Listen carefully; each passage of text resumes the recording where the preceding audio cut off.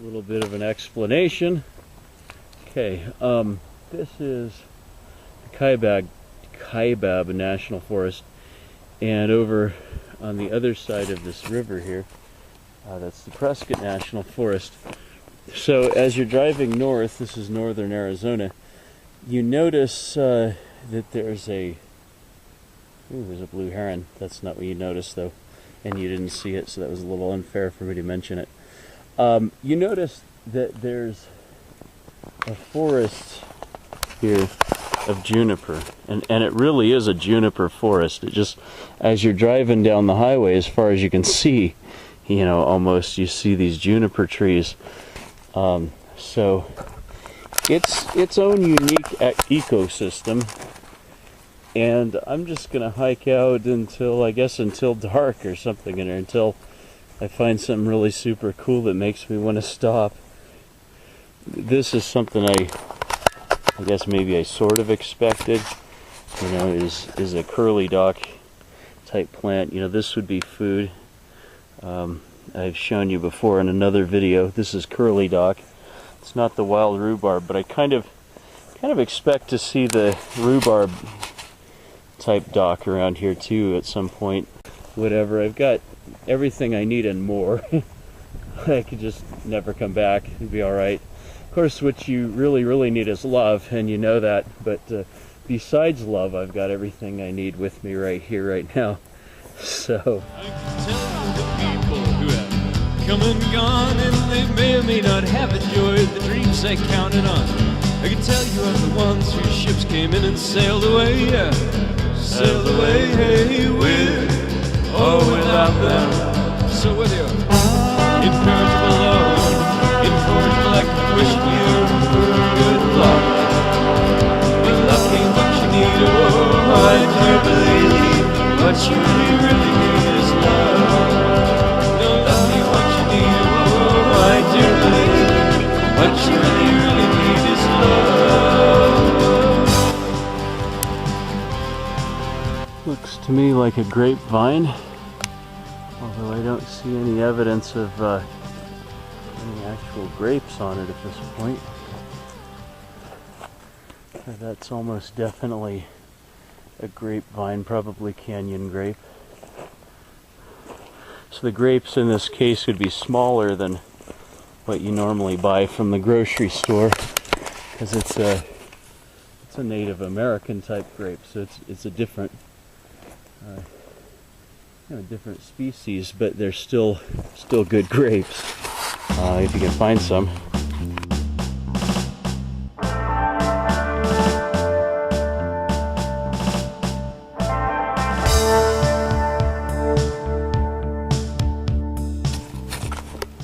There's lots of this growing around here, and if you find a place where there's lots of these growing, just remember that part of it that I said was food in a previous video.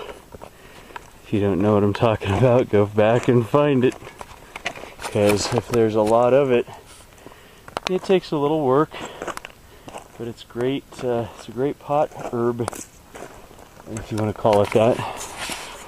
Great vegetable, but you have to know exactly what part of it I'm talking about. And that's already covered in a previous video, so watch my videos.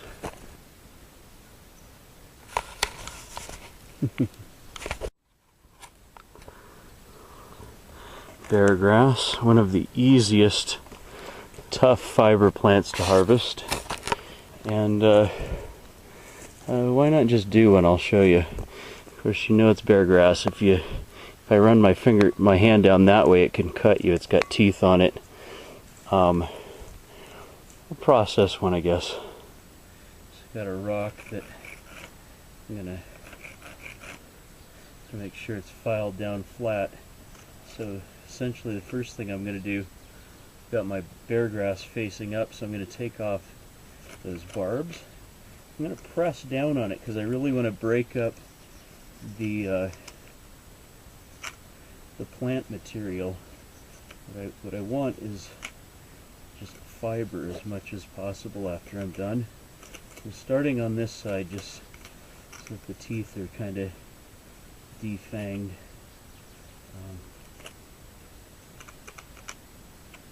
Then once I've got that pretty well done on that side, then I'm going to turn it over and do this side. Just break it up as much as I can to leave the tough fibers. This is the part with the barbs. So I'm basically laying it down and dragging it over the rock.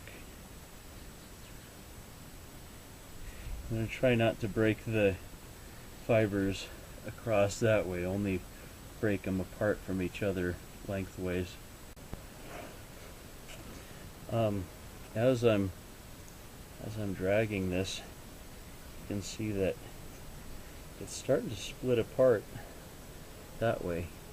Try to keep that in view of the camera. Let it.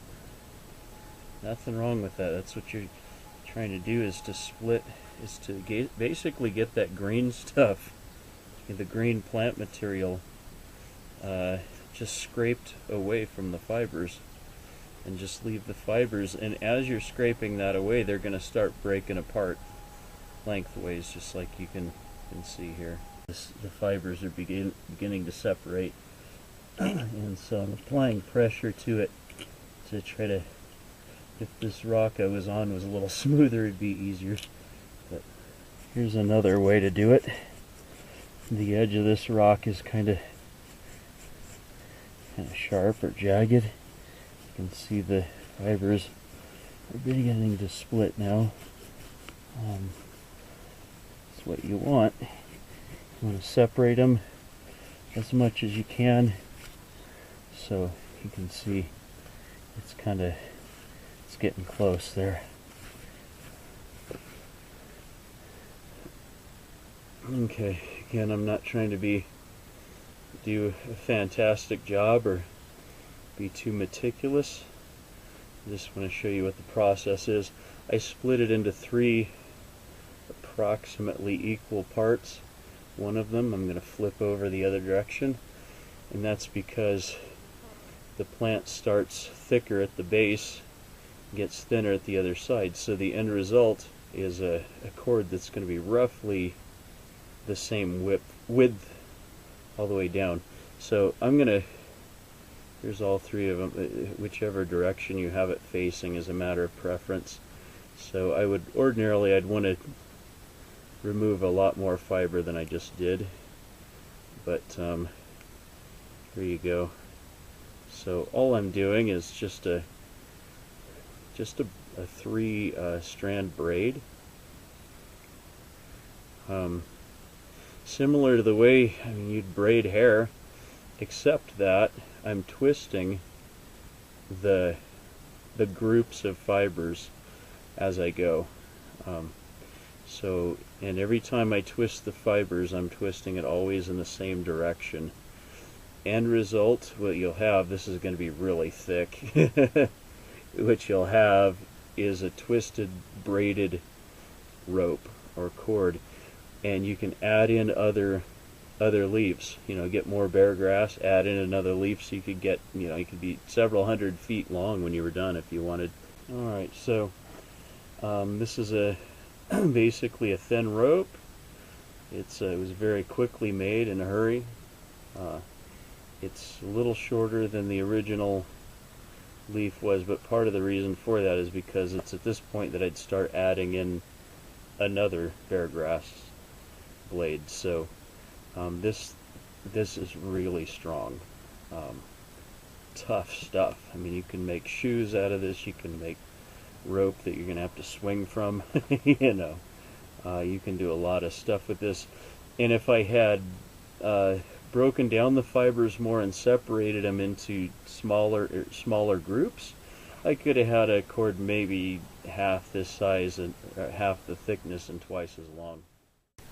But enough of that. I need to move on down up the wash, or maybe I'm gonna head that way, get away from the wash.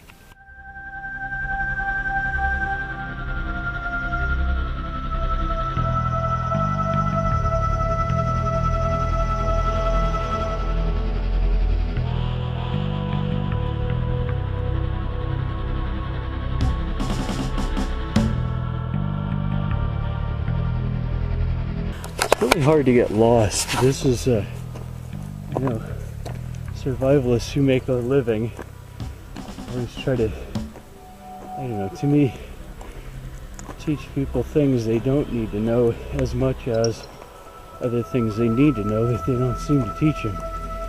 This is, you could get turned around, but getting lost here is nearly impossible anywhere in America. I just left the river bed. It's a dry river bed with an intermittent water. It runs east and west. On the west end it goes to a highway. That's where I parked my car. On the and that highway runs north and south. You can't miss it if you keep going straight. The other end, quite a few miles to the east, there's a freeway that runs all the way north and south. To the north, a few miles away, running east and west, there's another freeway. If you went south, well, you'll run into other roads that'll take you to one of those highways or freeways. It's so hard to get lost. And so you have to ask yourself, what is a so-called survival situation? To me, it's a situation you put yourself into intentionally, just for the adventure of it. I should mention these juniper berries aren't really as ripe as I'd want, and some of them are riper. They've got larger berries, some of the trees. But we're in a juniper forest, and there's only a couple species of juniper berries that really aren't edible. And to my knowledge, none of those species are around, you know, Arizona. So if you live in a different state or a different area, you should learn what species you've got there in case you have something you shouldn't eat. These are still pretty green, so they're still pretty strong, I'd say. They have a really strong juniper flavor that might give you a stomach ache, particularly if you're on an empty stomach. But it would keep you alive. The thing you want here, the thing that's the most important in this area, isn't even the food, because there's food everywhere, and there's even prickly pear cactus here. The cactus fruits at this elevation were just above 5,000 feet. Cactus fruits are just little stubby green things right now. They're not ripe like down at a lower elevation. In fact, here I'll show you these little ridiculous things. I don't know if you can see. There it is. Now, little tiny stubby things, and you could eat those, but it's not really ideal prickly pear fruit. But I'm just saying, even that's here. The cactus pads are edible, and if they're older and they're stringy, you just pound the fibers, just pound the cactus pad, separate the fibers, and eat what's left. There's food all over here. What you have to be concerned about is water. So, you got an intermittent river down there, but this place isn't exactly an area that's just flowing with fresh water creeks everywhere. So you could get pretty parched pretty quick. It's warm here, you know, not like in Phoenix, but still pretty hot. I'm sweating and the sun's going down. And this is a kind of, I want to call it a yucca, but I should be safe, or try to be a little safer and say that it's in the agave family, which is definitely the case. It's another fiber plant. This wouldn't be food, but you can get the fibers out of it, similar to the beargrass. But if you had this and you had beargrass, I would definitely pick the beargrass for fibers. It's just so easy to process. We're in ancient Indian country. Well, we knew that already, but just in case there was any doubt, I'm thinking I'm going to camp here. I'm going to look around because there's cliffs here. There may be a place here where there could be some cover. Okay, this is the kind of thing I'm looking for right here. Good soft ground. Might be able to use juniper needles or something to prepare the dirt there to make a bed, and then there's a rock cover. Okay, so since it's starting to get dark and I won't be able to videotape what I'm doing really because it's just going to be too dark, I'm going to tell you what I'm going to do.